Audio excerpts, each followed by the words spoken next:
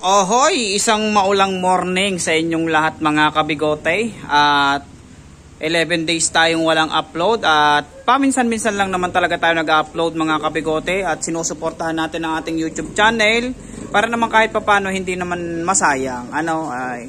Bagamat tamad tayong mag-upload mga kabigote, ay bibigyan ko kayo ngayon ng update dito sa ating mga ibon.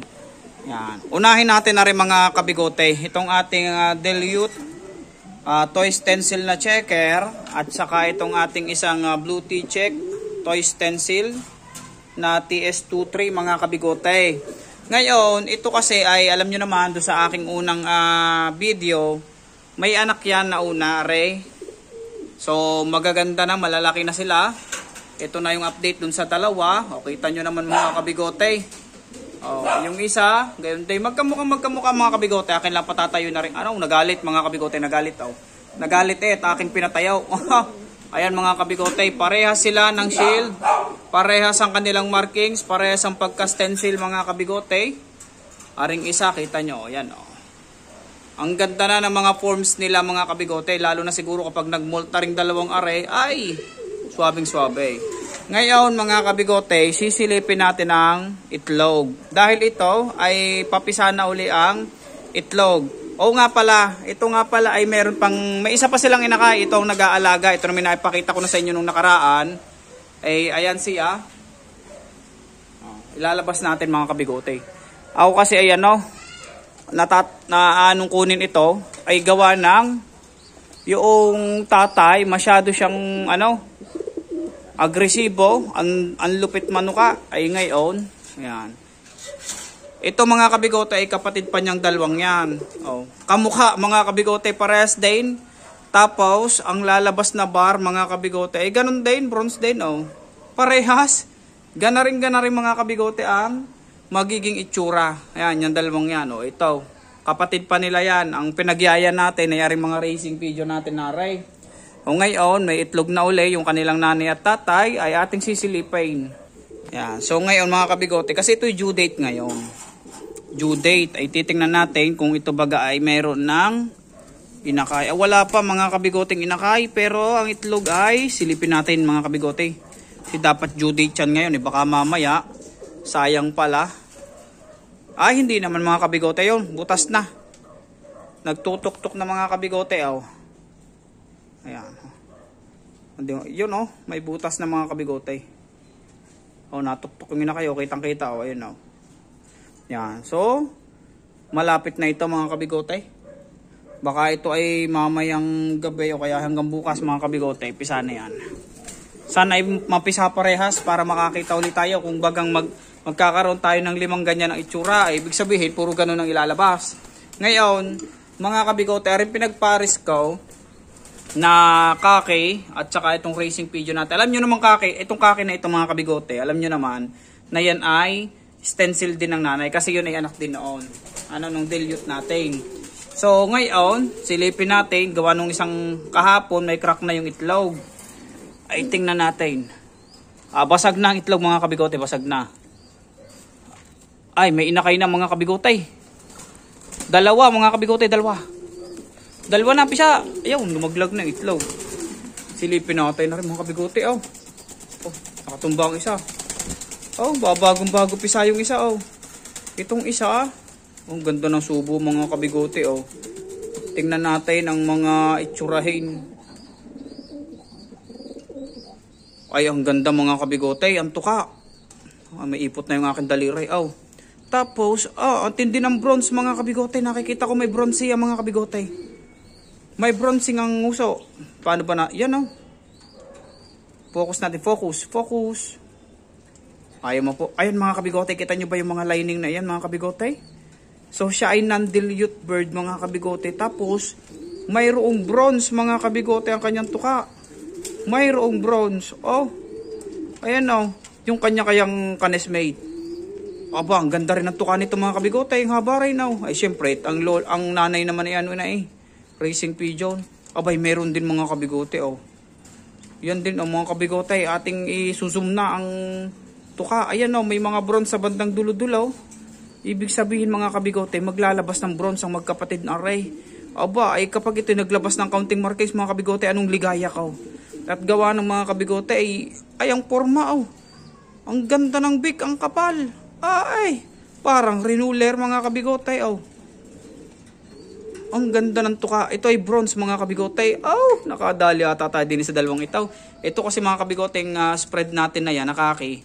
Abay, syempre, ang jeans niya nakatago laang. At ang magulang na may pares stencil na ang jeans ay ngayon, sinubukan kong ipare sa isang racing pigeon kung ano ang kakalabasan.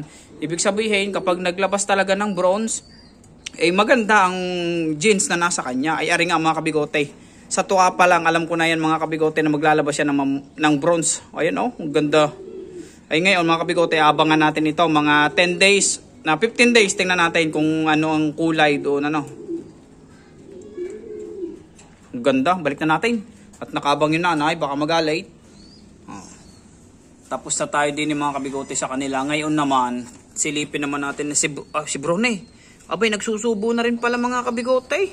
Ay palibasa, hindi ko nakakita ari kahapon mga aray. Ari pinatuka ko lang, hindi ko na sinilip kung may inakay. Ay ngayon mga kabigote, may balahibo. Ay may nagalaw na. Abay, may inakay na rin mga kabigote. Si Brownie at ang kanyang anak, kawaring anak mga kabigote. Silipin natin, tingnan natin. Titayat nagsusubo. Balkan natin mga kabigote. Balkan natin yan at nagsusubo. Huwag natin gambalain. Dito muna tayo. Yan. Dinis sa anak ni Brownie pa rin aray na dilute din na ipinaris natin sa racing pigeon na checker. Matapang ang tatay mga kabigote. Matapang ang tatay mga kabigote. Very protective. Hihiramin muna natin mga kabigote. Tingnan natin. Aray mga kabigote, itlog niyan.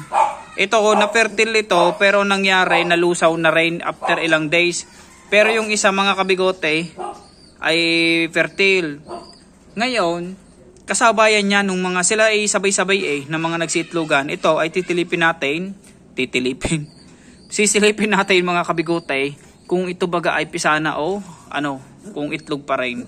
Matapang mga kabigote, very protective ang tatay Ay, parang hirap kunin na ray. Chechempo lang tayo mga kabigote, chechempo. Very protective Ay ano. Wala. Tingnan natin. Okay lang nababagin. Ay, meron na inakay mga kabigote. May inakay na. Wait lang. Aba. Mga kabigote. Ay, naaninag nyo baga. May kauntiring bronze na lalabas na mga kabigote. Ayun na. Kitang-kita mga kabigote.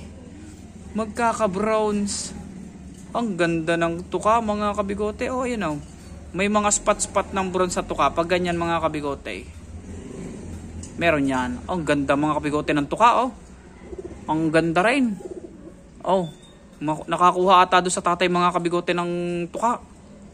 Ang ganda Aba, matapang. Humapol. Ay, very protective parehas mga kabigote Napakatinday.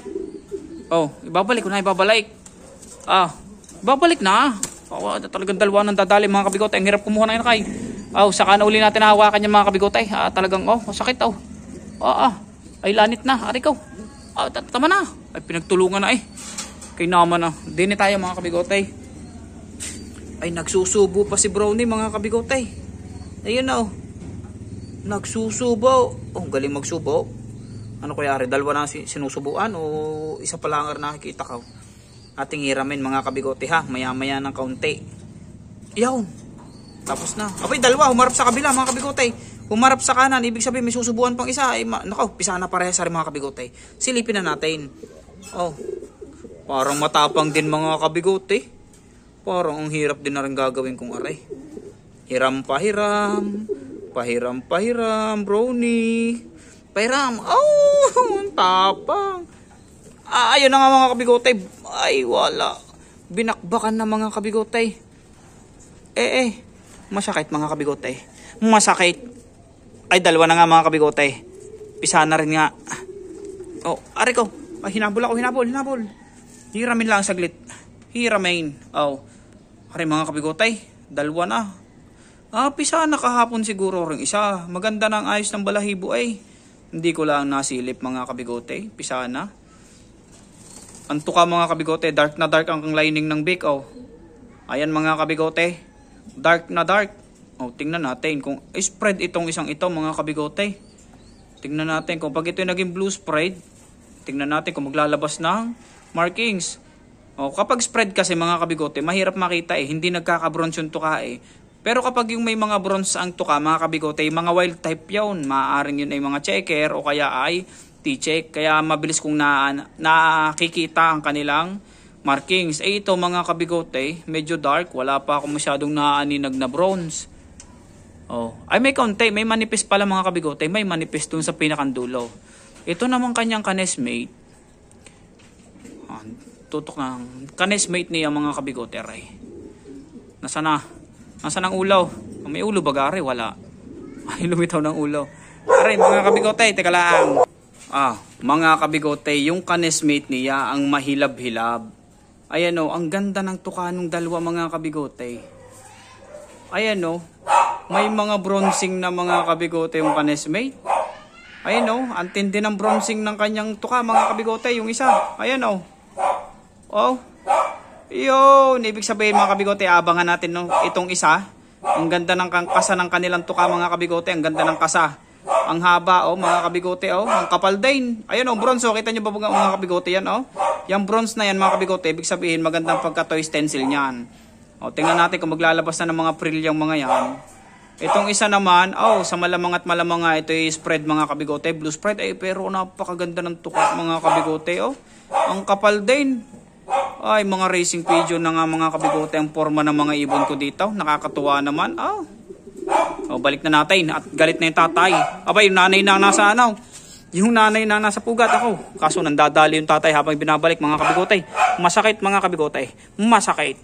Binabanatan ako ng tatay. Yan, bahala na kayo diyan ha.